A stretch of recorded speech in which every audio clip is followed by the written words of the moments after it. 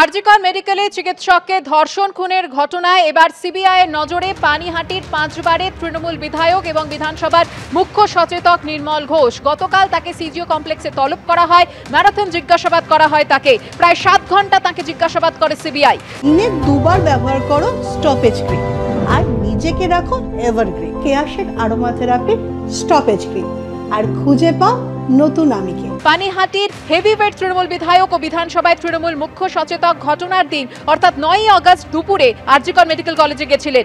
নিহত চিকিৎসকের বাড়িতেও গেছিলেন তিনি। শ্মশানে উপস্থিত ছিলেন নির্মল ঘোষ। সেই তৃণমূল বিধায়ক নির্মল ঘোষকেই গতকাল ম্যারাথন জিজ্ঞাসাবাদ করল সিবিআই। আমার এলাকার মেয়ে, আমার এলাকার ডাক্তার, আমার এলাকা সব আমি নিজের নৈতিক দায়িত্ব পালন করতে গিয়েছি। কারণ আমার 2-3টে মিটিং ছিল, সঙ্গে সঙ্গে আমি এসেছি। আইনের পথ ধরে চলবে। যদি আবার ডাকে আবার আমি বলবো। এবং আই ওয়ান্ট জাস্টিস।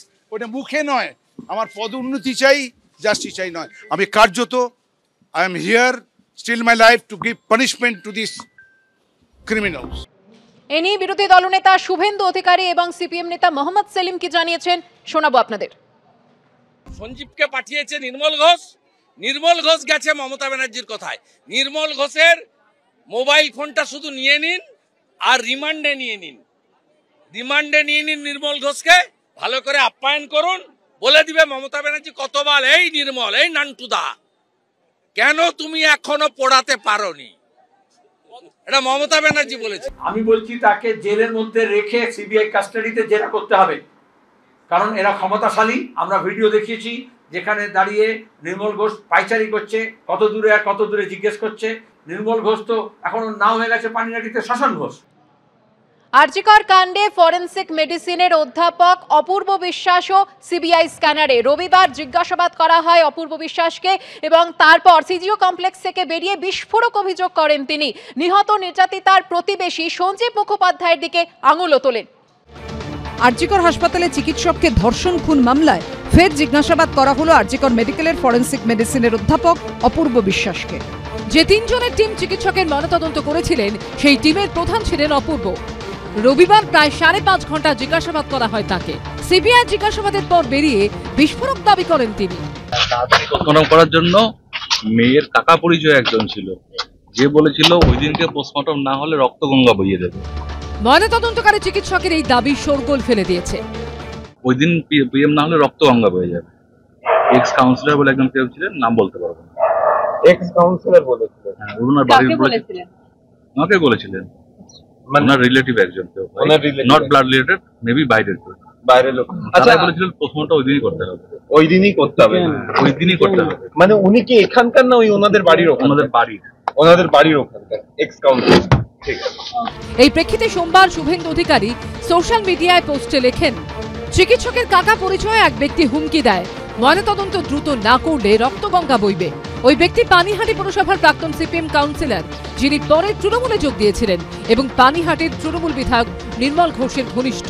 সবাই জানে চিকিৎসকের দেহ তাড়াহুড়ো করে সৎকার করা হয়।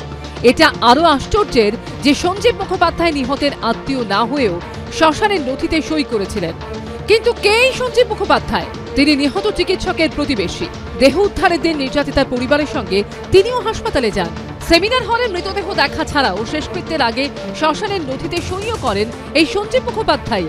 এখন তার বিরুদ্ধে দ্রুত ময়নাতদন্ত করার জন্য চাপ দেওয়ার অভিযোগ উঠল। আদালত হোক আর সিবিআই হোক বা যেখানে হোক, বসে এটা নিয়ে আলোচনা হোক। এখানে অত বড় বড় একজন পুলিশ প্রধানরা রয়েছেন, সংগঠন ডাক্তারের সমস্ত মাথারা রয়েছে, স্বাস্থ্য দপ্তরের সব মাথারা রয়েছে। সেখানে আমি কাউকে যদি বলি তাতে কি পোস্টমর্টম প্রভাবিত হয়? দাহর সময় তখন ওনারা সুস্থ ছিলেন, স্বাভাবিকভাবে আশ্বস্ত করবেন। আমি সোশ্যাল ওয়ার্ক করি, সোশ্যাল ওয়ার্ক কাজে রয়েছে। এরকম একটা কাজ করতে গিয়ে যদি কেউ ট্রিগার করে দেয়, পিছনে তো গার্জিয়ান কেউ আছেই। তাৎপর্যপূর্ণ বিষয় হলো, সোমবার পানিহাটির তৃণমূল বিধায়ক নির্মল ঘোষ সিবিআই এর ম্যারাথন জিজ্ঞাসাবাদের পর তার বাড়িতে ফিরতেই সেখানে পৌঁছে যান এই সঞ্জীব মুখোপাধ্যায়।